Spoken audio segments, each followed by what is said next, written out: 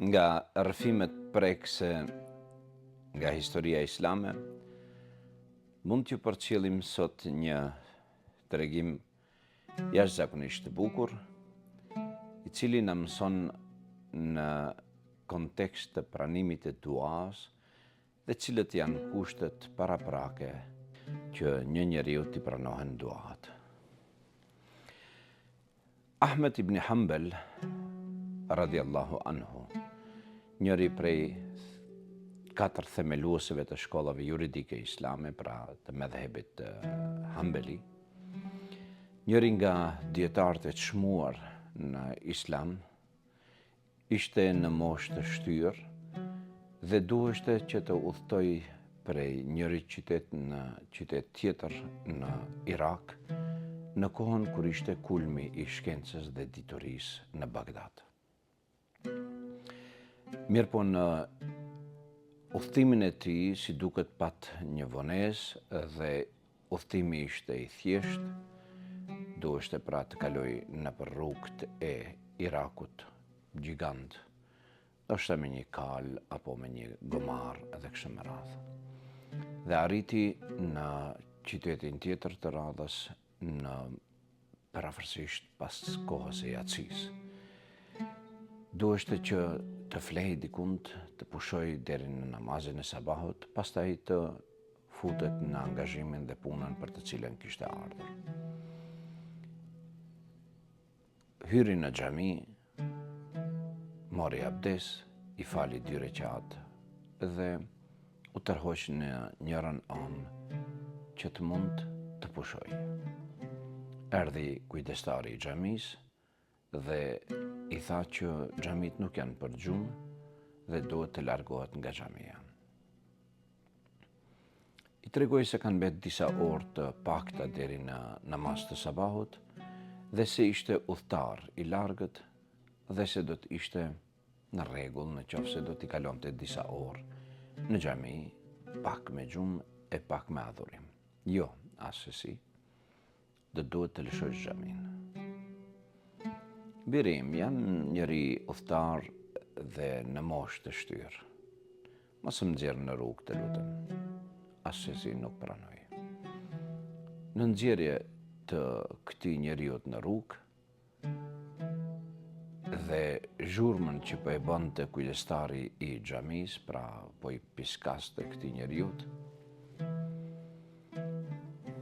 komshiu i xhamis po ndëgjoi një piskullim që nuk ishte zakont. Doli dhe e pyeti: "Çu bën me ty njeri, pse i pisket këtij njeriu të plak dhe këtij të shtyrë në moshë dhe si duket edhe i huaj?" Është e vërtet, por ky njeri po na pengon, na thën rregullin e jetës tonë dhe dëshiron të flejnë në xhami, që kjo nuk është e lejuar, andaj ki duhet të largohet. Edhe nëse largohet, biri im, por jo në këtë tonalitet, nëse kjo nuk është tradita jonë, nuk është kultura jonë, nuk është feja jonë, e cila na lejon t'i trajtojmë të huajt apo misafirët në këtë format. Kujdestari i xhamis, si duket, humb durimin edhe ndaj komshiut të xhamis dhe i thotë: "Nëse mendon ti se duhet të trajtohen këto misafir më mirë se kaq, atëherë merret e shtëpia jote." Komshiu i xhamis e bëri ashtu, duke i thënë këtij plakut: "Urdhron, eja me mua te shtëpia ime dhe kaloje natën me mua bashkarisht." U falendrua plaku dhe u futën në shtëpinë e komshiut të xhamis. Ky person e kishte emrin Khabbas. Kështu që i ofroi diçka të haj, diçka për të pirë dhe mbase ishte edhe koha e vonuar ose e shtyrë në natë, atëherë i ofroi dikun të mbështetet të pushoj. Përderisa plaku udhtar u mbështet që të pushoj, Khabbazi, pra komshiu i xhamis, mori abdes sërish dhe nisi të falë. Përpara se të falë, kërkoi 70 herë falje te Zoti Astaghfirullah wa atubu ilej, astaghfirullah wa atubu ilej. Kërkoj falje prej Zotit tim dhe i pendohem atij 70 herë. Plaku në fjalë, po e vëndron dhe habitet me këtë djalosh. Pasi përfundoi, e pyet plaku. Nuk më tregove vallë, a bën kështu çdo natë? Tha po. Mashallah. E pse e bën këtë çdo natë? Ta kam dëgjuar prej dietarëve që pejgamberi Allahut ka kërkuar falje 70 herë në ditë, e që të mund të më pranohen duat e mia dhe lutjet, paraprakisht kërkoj prej Zotit falje, e pastroj vetveten time dhe pastaj ngriti duart që Zoti të më falë dhe të më jap suksese e të më plotësoj dëshirat.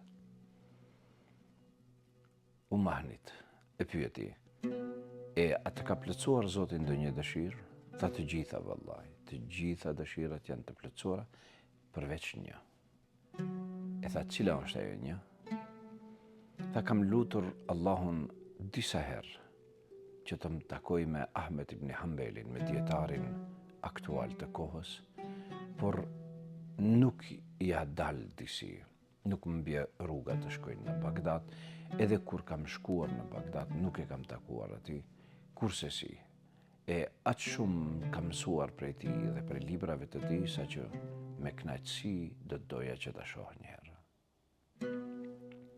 Unë ngrit plaku prej shtratit të cilën kishte shtruar dhe tha, subhanallah. Tha, çuma, Allahu të paska plotësuar edhe dëshirën e 100. E cila është ajo? Ahmed ibn Hanbeli nuk e ka pasur sot rrugën që të jetë në këtë lagje të vogël. Ki është dashur të udhtoj për një drejtim tjetër, por nata e ktheu këtë në xhami dhe xhamia nuk e pranoi.